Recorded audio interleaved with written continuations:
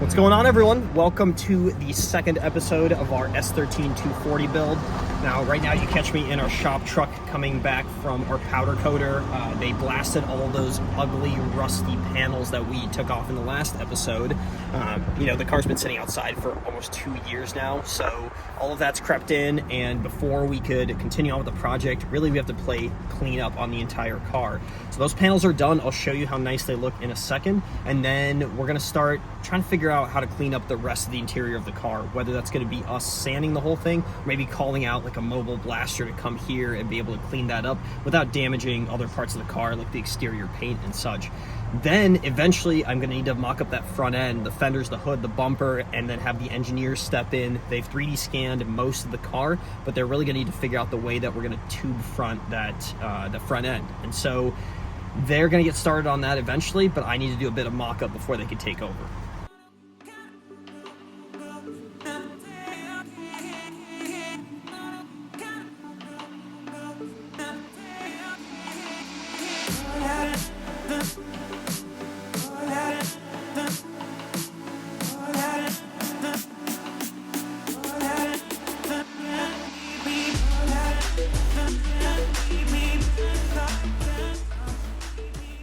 These panels look really good right now, but they're not going to stay that way for very long because of how humid it's gotten in the last week here in Minnesota. So I want to get a coating on it, and we've got a can of Steel It. If you guys haven't used this stuff, it is awesome. It comes in aerosol, comes in this roll-on paint. It's anti-corrosive. It's also weldable, which is great. So you could put it on panels or a roll cage, and it protects it, and then you can actually still weld onto it. So I'm going to coat these, and then we're going to move on to the front end. As I mentioned, I've got the fenders laid out, lights and core support that needs to get tacked back in, and then we kind of have a whole-looking car pretty soon. So I'm going to get started on these right now.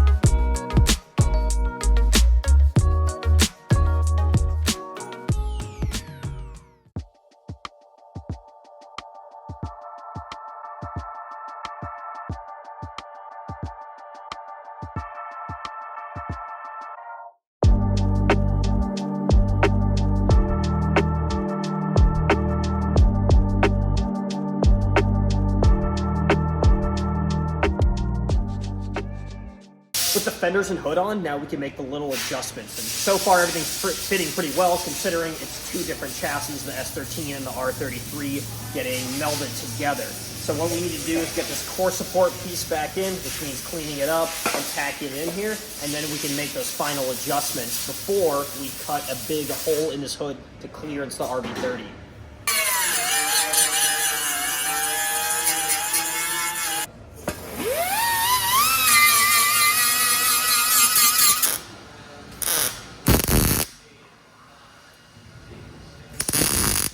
Brian's just cleaning off the underside of the hood where we're going to make the cut. Basically, we have to make some marks on exactly how much we're going to cut for the front end of this RB.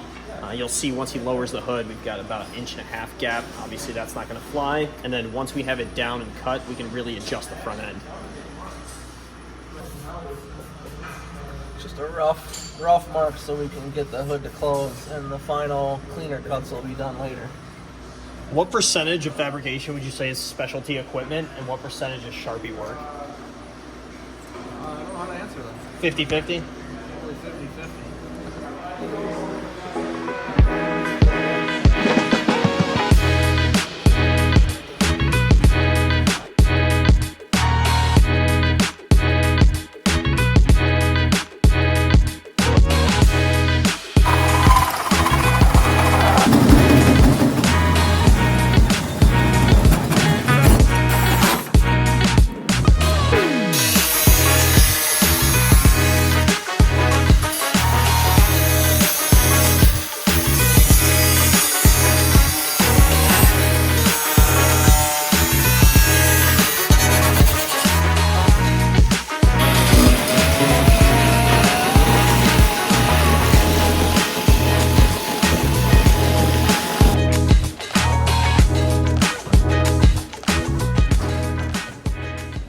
I wanted to show you where we left off for the day. You can see there's a gaping hole in the hood, and it's always a bit nerve-wracking to cut into, especially a classic hood like this, and we need to make a pretty sizable hole to fit an engine. So you can see we've had to clearance around the oil cap and then the valve covers essentially, and obviously the cams up front, especially when there's going to be a timing belt cover on here. It's going to fill this space really nicely.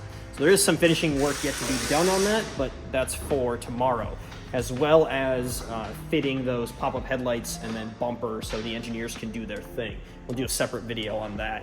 What we need to also assess is how we're going to get this interior cleaned up. Obviously, all those panels are now coated and good to go, but the things that we couldn't remove, the cage and the floorboards and all that stuff, still needs to get taken care of.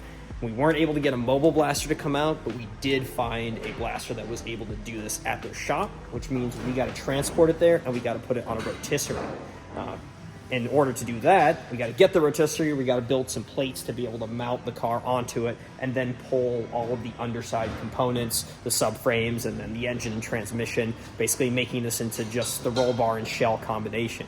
Once we get it over there, they're going to be able to blast it, the underside, the interior, and then we can coat that so it doesn't surface rust again.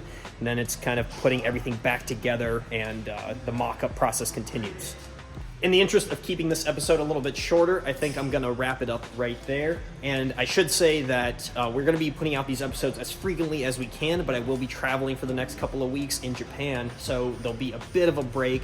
But I do have some footage of our Mercedes AMG camera car that I'm going to be editing. We also have the Batmobile, if you've seen it on social media. Super exciting project that we've done some footage of, so I got to release that stuff, get it edited up. And then while I'm in Japan, I'm going to look around for some S13s and some R33s, maybe even show the owners some footage of the project we've got going on here, see if we can break the language barrier a little bit, see what they think about our project and what they have over there. So that's going to be really exciting.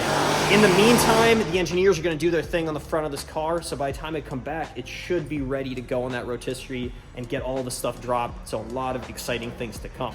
I appreciate you guys watching this video, and hopefully you'll stay tuned for the subsequent ones. We've got plenty coming. Subscribe to our page if you haven't already. Share this around. Tell your buddies about it. That would do us a huge favor. The page has been growing, but we always want to see even more growth. So catch us on our Instagram, catch us on YouTube and Facebook, and we'll see you in the next video.